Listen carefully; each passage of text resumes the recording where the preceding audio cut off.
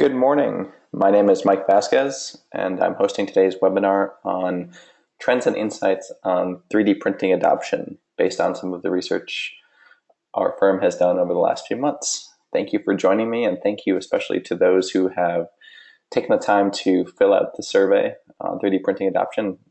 Hoping this will give some clarity and a good summary of what our findings were and help you as you kind of further your journey along the adoption cycle of 3D printing. So as we start today's broadcast, I just wanted to give you a few quick notes.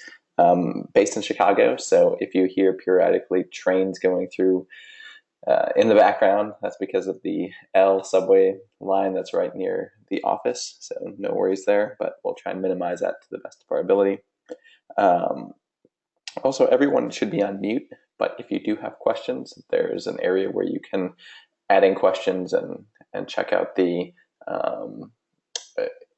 side panel of the GoToWebinar app. So I'll do my best to answer a few of those towards the end of the broadcast. So just a quick overview of what we're going to talk about today. I hope to keep this to about 30, 40 minutes or so, and maybe leave some room for questions at the end. So what we'll start with is just a brief introduction of the firm and what some of the motivation was to looking and doing at this research on 3D printing adoption. From there, we'll start to really synthesize the results and look at key insights and takeaways for the 3D printing survey and what we found. We're going to look at how to address some of the adoption hurdles that were presented and really fell out in the data itself. And as with many pieces of research, this not an exception, one of the big things that you leave with is often more questions than answers. So as I was doing this and looking at the data, there are a few more questions that came to mind as what we want to do in going forward and in the future. So after that, we'll wrap up, and if time, we'll have some questions towards the end. So just to give you a little bit of background on myself, again, my name is Mike Vasquez.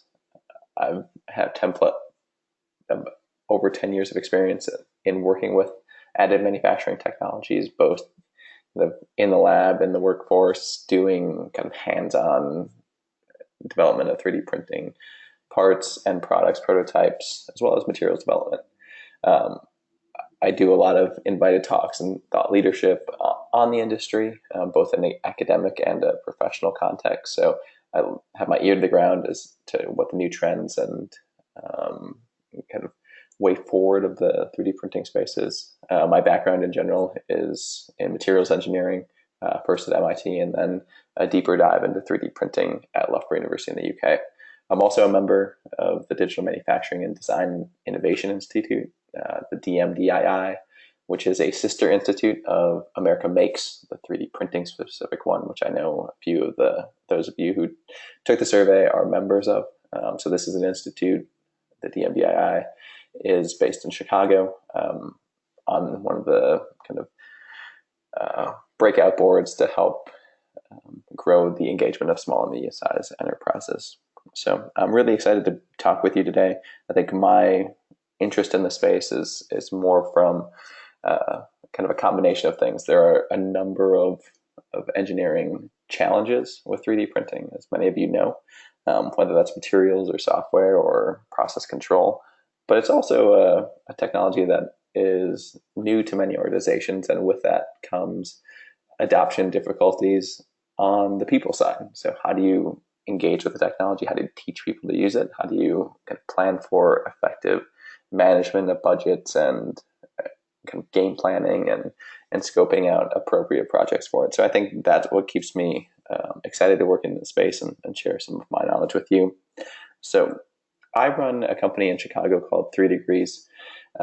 We're a small team, but we generally kind of work with innovative companies who want to get ahead of their competitors by modernizing their manufacturing workflow using 3D printing. And a big piece of that is really understanding the landscape and how it's changing to most effectively work with people to really make kind of success stories out of 3D printing. So just to give you a sense of why I wanted to look at this look at this topic, look at this idea. I like data. I'm an engineer, so typical engineer. I like to have quantitative numbers to back up hypotheses and reasonings and decisions. And I wasn't really finding too much information other than general statistics on, okay, there's this many machines and the purchase last year, things like that, kind of more general sales statistics. And over the kind of my work with 3Degrees over the past few years, I've created my own mental story, kind of anecdotally, of what the struggles companies are having, how they address these challenges, what's working, what's not working. But that was anecdotal. And I want to know, does the data support that, or is there something I'm missing? So it's also important to hear kind of people's own words and companies' own words, what their kind of challenges are and what they're seeking help on. So kind of my general hypothesis going into this was that the hype around 3D printing has created both excitement and fear within companies. There's no doubt about it that you can do amazing things with 3D printing. So people are printing aircraft engine parts. They're printing prosthetics for war veterans who have been injured in battle. Just to give you a personal story, I even kind of used 3D printing to help build my wife's engagement ring. So 3D printed the investment cast mold and used that as a pattern for what ultimately was the metal ring.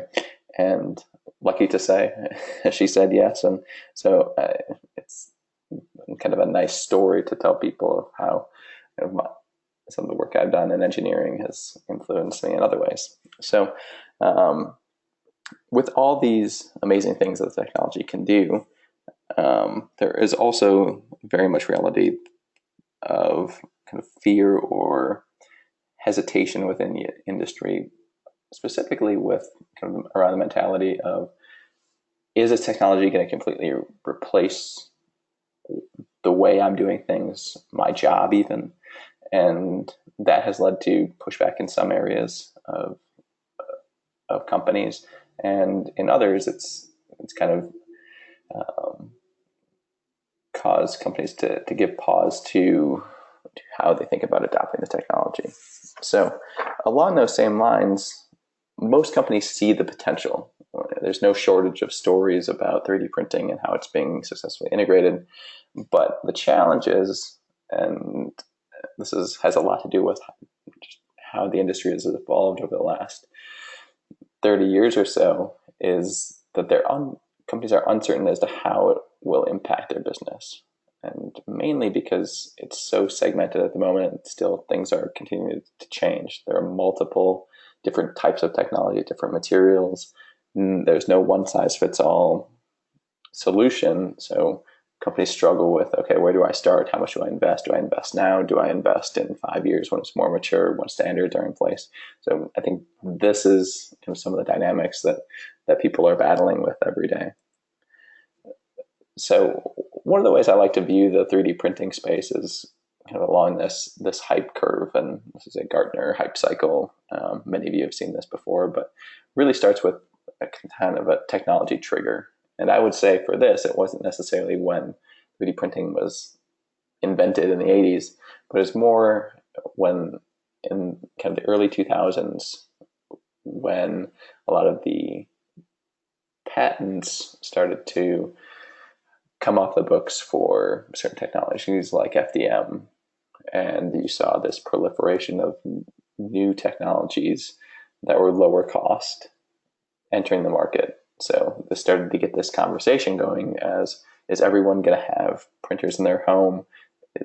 What's going to be the implications of that? And that led to some really kind of exciting media coverage, exciting kind of hype, I would say, and really kind of expanded and inflated expectations of what 3D printing can do. I mean, we're talking about 3D printing body parts, and yes, some of this stuff can be kind of potentially seen down the road, but at the state of where the industry was kind of when some of these early kind of at-home desktop printers came out, the expectation was so high on what the processes could actually do that it often left people disappointed with the actual capabilities of the machine. So the benefit was many more people are aware of the technology, even though it had been around for a while, what the options were. But I think there was a disconnect where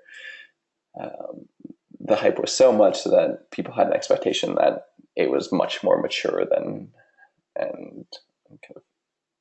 a typical, or as mature as a kind of injection molding or machining type of manufacturing process. Kind of the next stages after that is you go through this process of kind of enlightenment when some of these problems come to bear. It may take a while. Other people call this kind of crossing the chasm. Can it make it to a point of widespread adoption? And then you have kind of this plateau once things settle down and there's some very solid applications for technology. And when we talk about 3D printing, I consider us in this kind of post-peak phase at the moment, somewhere after the peak of inflated expectations, somewhere before in kind of this trough of disillusionment. And I think as a natural progression, as you see companies getting more interested in the technology, but also smarter in the way that they're asking questions of what's the resolution of these printers? How much do materials cost? What are my material properties once I get them out of, get a part built, and how many parts can I build, and how does it compare? So once you start to see that many of these printing systems can't deliver on one or more of those applications, new technology needs to come in to replace that and improve it if it was ever going to kind of fulfill some of those expectations that it had early on. And you're starting to see that now. There's some exciting new startup companies. Other kind of large organizations are bringing out production style printers that haven't entered the space before. So I think this is going to be an exciting time as people start to whittle down some of the core problems of the industry and try to solve those.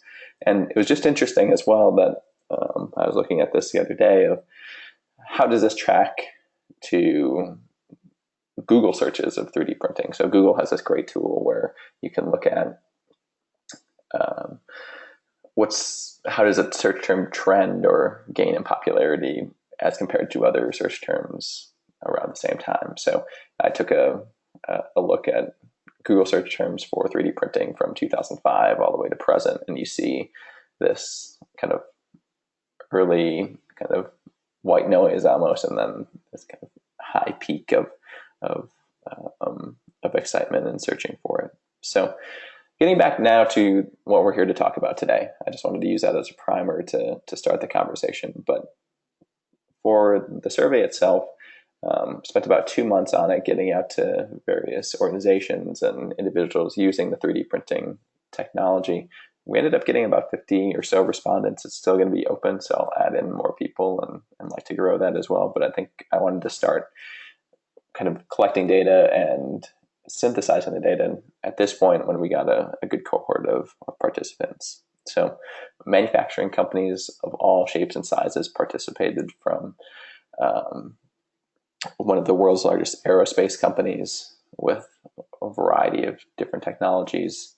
We had a large materials company who uses the technology in a variety of ways, as well as participates in the manufacture of raw materials for the technology. More on the end user side, we had a core company in the construction space that uses 3D printing for functional prototypes and even end use applications in smart construction. So a pretty wide swatch, as well as getting some of the early adopters, like many of the sports equipment brands, to talk about how they're using the technology. So those are the types of companies we talk to. But in terms of people and individuals inside the company themselves, we talk to a lot of different folks. So we talked to business unit managers, which were kind of the biggest cohort of respondents. Also talked to mechanical and manufacturing engineers who may be using the technology on a day in and day out basis. Talked to some designers trying to think about how they should design for 3D printing and use of technology. Talk to some materials engineers, engineering managers as well, and product managers. So it just gives you kind of a breakdown. And that was one of my goals, was to really get a good representation of how 3D printing is being viewed within a company. I think we got a couple companies that had multiple respondents, so we got to hear different perspectives. But I think in many of the surveys that you've seen so far that are out, you often get just the kind of high level, maybe C-suite person talking about 3D printing and their interpretation of its use in the company. So what I want to do is really go from the ground up and get some ideas of who might be using it, what are the practical issues, and see what their insights were. So getting to those insights, I'd like to talk more about what were the results of the survey and what did I find to be really insightful for the results. So to see you some insight, as well as what technologies are people using now. One of the things that I observed, and we'll go through each of the technologies, but for the most part, the big two tended to be material extrusion and vat polymerization. So material extrusion, like FDM, Stratasys type processes, as well as kind of SLA and the vat polymerization. So this made sense as I was starting to think about it more, kind of going through the data, that these are the oldest technologies. These have been around the longest. It's been available for purchase since the early 90s in some cases. So it makes sense that companies have these technologies in play and are using them. So I don't know if you ask me in 5 years, or we start to ask these same questions, whether this kind of breakdown will be the same. But at least for the time being, you still see kind of a strong presence of some of the heritage technologies in place. So next had powder systems like the metal and plastic powder bed fusion technologies. About a third of respondents were using those. So these tend to be more production ready machines. And that's kind of the next area. Material jetting, more of a technology for visual prototyping. In some cases, you can do it for injection mold tools. About a quarter of respondents was using that technology. Going down less was binder jetting for visual prototypes, or in some cases like an X1 type of technology, investment casting. And no surprise here that the smallest respondent was the directed energy deposition. Very few companies are kind of really investing in that technology at this time, because it's still pretty expensive, and you're looking at mostly near net shape rather than fully available parts. So my key takeaway for this was that companies tend to be experts at 1 to 2 technologies. So whether that's material extrusion or powder systems or binder jetting or vat polymerization, companies often are experts at the 1 or 2 technologies that they interact most with. And that goes down to the engineers, manufacturing engineers, and this makes sense. But I think from my observations is that the exposure to other types of printing systems or options is very limited. So they may not fully explore what other capabilities they can do, or view 3D printing in a very narrow sense if they're only using plastic machines. I've even seen instances where the company isn't even aware of the metal capabilities for 3D printing. You have to buy a new machine, but it's certainly a lot of the same design factors still come into play. So that was kind of my key takeaway there. I think one of the biggest, I would say, results for me in this survey was that 72% of active users of 3D printing don't think they're maximizing their investment in the technology. I thought that was really interesting, in the sense that for many of these companies, the investment is quite large to get into 3D printing. And to have a strong majority of companies, almost three-quarters of them, not being satisfied with where they're using it, I think leaves room for improvement in the technology. And in kind of going even further in that, I think one of the big causes or root causes of this is the fact that companies think they're using about 60% of total capacity for printing kind of in-house, or what their existing technology has. So I think this has if we dig a little bit deeper, it's not just people are using this for end production. If you're only getting 60% capacity for an end production manufacturing process, you're probably going to struggle to get a strong ROI. However, if you're kind of using this as a mix of prototyping and production, I think this is where some of the numbers fall out, and this starts to make sense a bit more. But it's still something that, if 3D printing is going to continue to move towards the more manufacturing mindset, this number, or this idea of capacity, is going to have to change, and downtime is going to have to be reduced. And a piece of that is just the inherent processes themselves. There's cooling time, there's post-processing, and machines can't always be up as in many cases as they're designed now. But how does that change going forward if you're kind of moving towards a prototyping to production use of it? I think that's going to be interesting. And other factors that I thought wanted to highlight was that even if companies have printers in their manufacturing floor or in their R&D labs, I think technology awareness is still limited in most companies outside of a small network. Having had many conversations within both large and small engineering companies, manufacturing companies, when I often meet with the 3D printing team, it's a handful of folks. And if you ask a company that has 10,000 engineers, if you ask an average engineer or designer what their use of 3D printing is, they may not know, or they may not know all the capabilities. So I think in many cases, companies aren't even aware that they have some of these technologies because it's constrained to a small group. Next, kind of a deeper dive, even if you have the technology, I think making that jump to really effectively using and designing parts for 3D printing is a challenge that most companies face. Is what technology or what parts should I be 3D printing?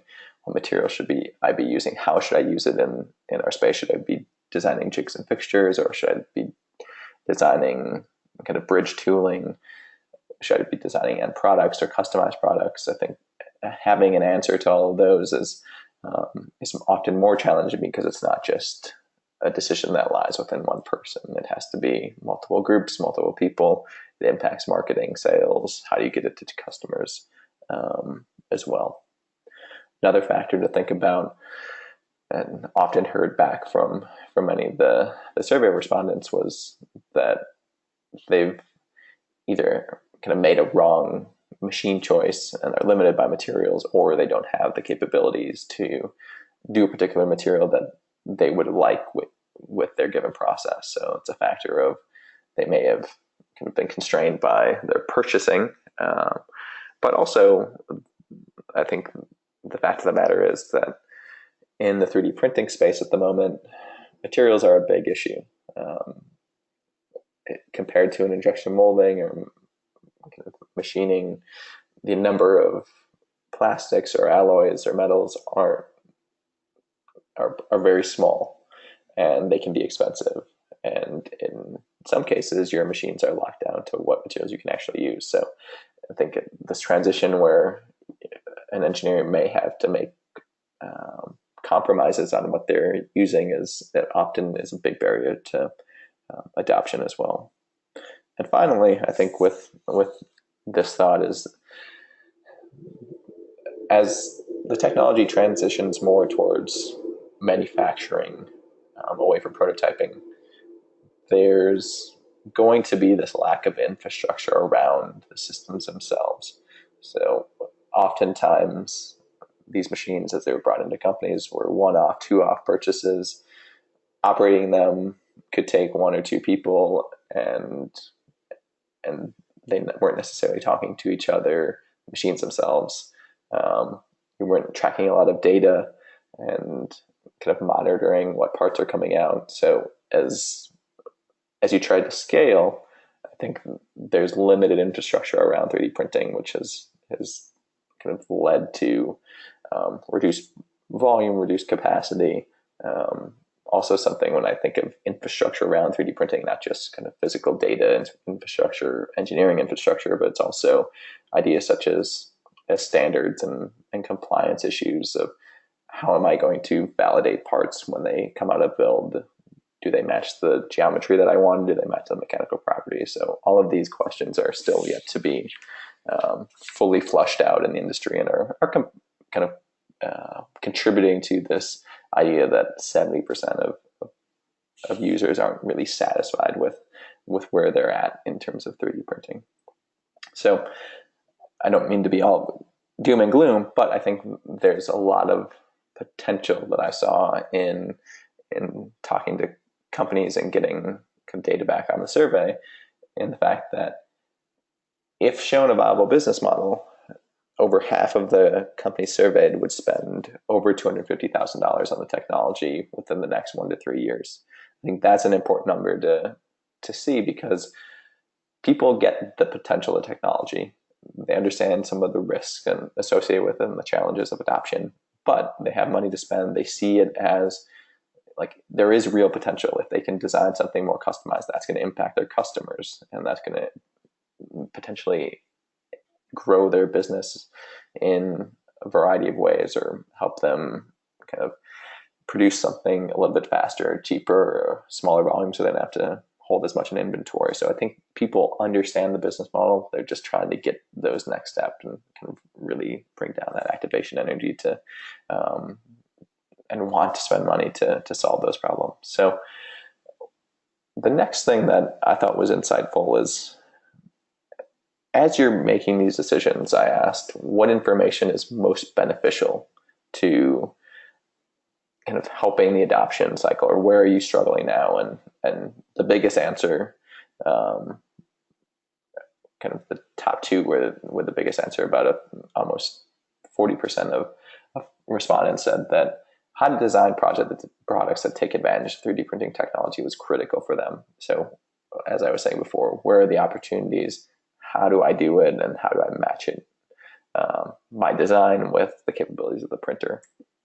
Next was workforce development for product design and manufacturing staff. So educating people, getting people to understand what the benefit of the technology is, why are we investing in it, and where is it going to lead in terms of my job, or how is my job going to change, and how do I use it to be better at kind of my job as an engineer or designer to really take advantage of the technology.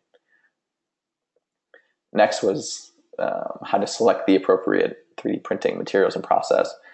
This is going to continue to change. There's evolution of machines and materials, so I think this is an exciting phase, and there's kind of no doubt that this is a confusing piece at the moment.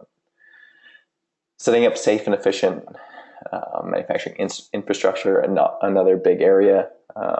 There's still limited standards as it comes to parts, but also facilities. I think one of the things that is interesting, 3D printing still kind of falls or is governed by a lot of OSHA or NFPA standards, just trying to navigate which of those is appropriate for a given technology, whether that's metal powders or plastic filament, is still an evolving space and is still kind of being flushed out and left to the end users.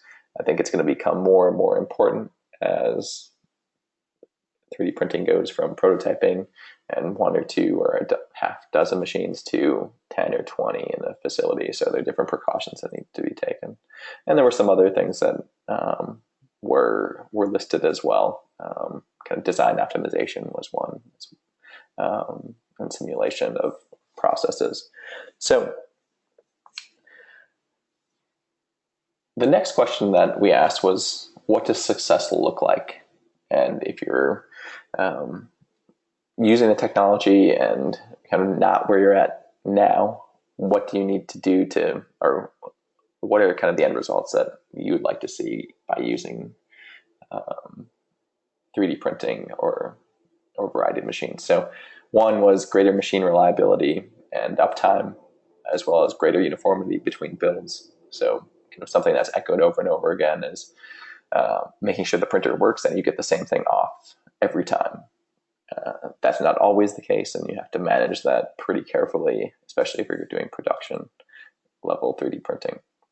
Next was looking at new materials and new technology to really enhance what I call the color palette, or not just the material palette of the 3D printing options available. So how do you present new materials and get them to market?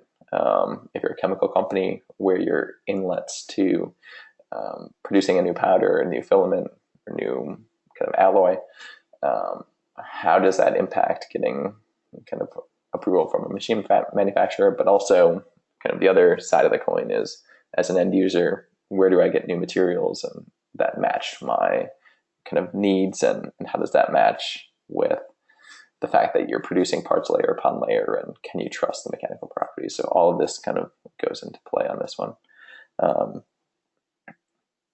Next is kind of the holy grail, essentially, is people want reliable, economically feasible end-use parts.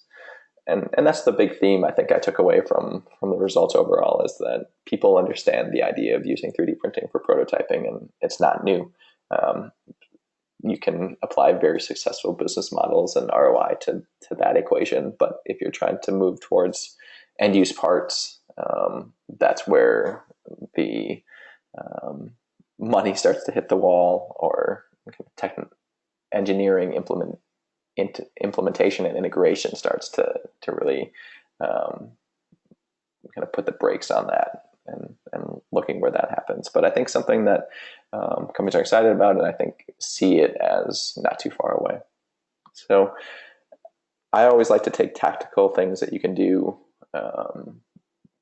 away from these webinars, and doing a survey like this, I wanted to take away and condense and synthesize a few key points that I think could help companies that are going through these adoption hurdles.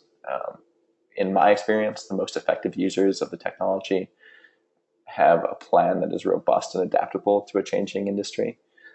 The key there is not setting expectations too high and really managing those. So starting with quick success stories of known kind of pathways where the technology is going to work. So prototyping, there's a lot of justification for doing that. But as you get to end products, choosing products that you can show fuel reduction because you're producing it in with less material, or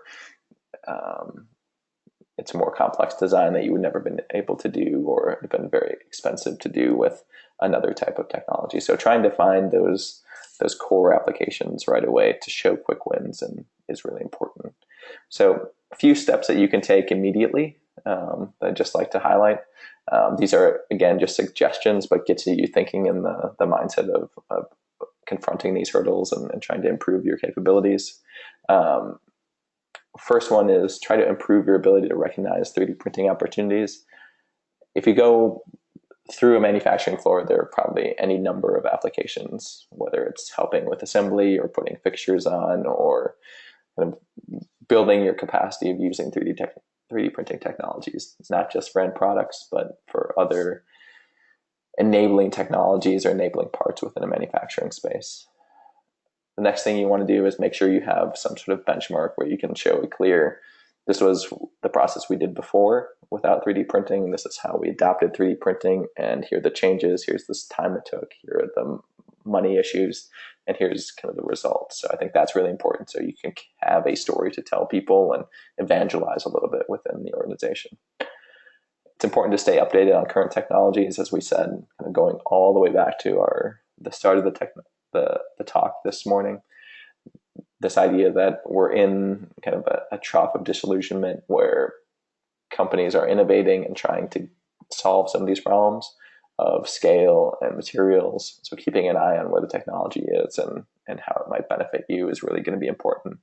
And one thing I'll throw out there, and I think anyone can take it with a grain of salt, but if you're only using 60% of your capacity, try to grow your part production by 1 or 2 parts per week. I put 4 here. I thought it was kind of interesting to do 4 to 5, to do 1 per day, but that may not always be feasible. But even if you're learning more about the mechanical properties of your machine and how is that consistent, tracking some of the powder usage or the filament usage, that you can do some interesting things as you start to look at where you're how you design better for the next time you're using the technology or when you're going to full production. So something I just kind of threw in there is just different mindsets you can start to apply to your own facility. So in general, one of the approaches that I like to take, I call it the 4M process to production.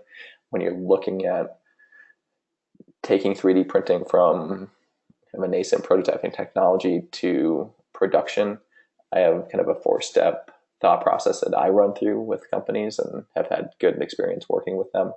The first part is understanding the methods. So what are you going to use for materials, or what are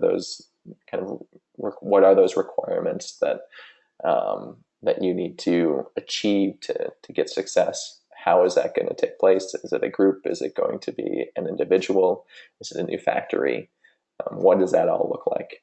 Then how does that tie into the money that you're spending on the technology? Where's that coming from, and how fast do you need to achieve an ROI? As an engineer, I'm all about measuring. So measuring success, measuring number of parts, measuring efficiencies in the technology. And then finally, what's the message that you're trying to convey? This goes back to the methods and kind of the full story, but how are you selling this either to your end customers? How is it making their lives better? Does it impact them? Or is it, if it's a B2B play, what is the benefit of using the technology, and how do you achieve wider adoption within your firm and getting people to think and design parts with 3D printing in mind to help kind of propel the technology forward and get more investment and more buy-in. So some further research that we're going to undertake in the next few months is more refined data analysis as we get more people into the survey. We're going to take a look at some different analytics to see if we can gather even more insight. We're going to look at other topics such as material needs, as well as a personal interest of mine is how are companies, or what do companies need in terms of data aggregation before, during, and after part production. I think that's a really interesting space, and a lot could be done there because it's so bleak or deserted at the moment for the 3D printing space, and it's like kind of a needed bridge to get to the next level. So just to finalize and kind of wrap up here, if you have questions, again, you can reach out to us at 3Degrees for information on strategy development, doing process mapping, and assessing your own capabilities now. We also do a lot of material studies and application studies of the technology. So please reach out if you have questions. Thank you for your time. My contact information is below, so if you do have questions, feel free to email me or give me a phone call. And this podcast, or this webinar, will be posted to my website at 3degreescompany.com, and you can use that for additional resources, or if you want to email me for the slides as well. So thank you very much.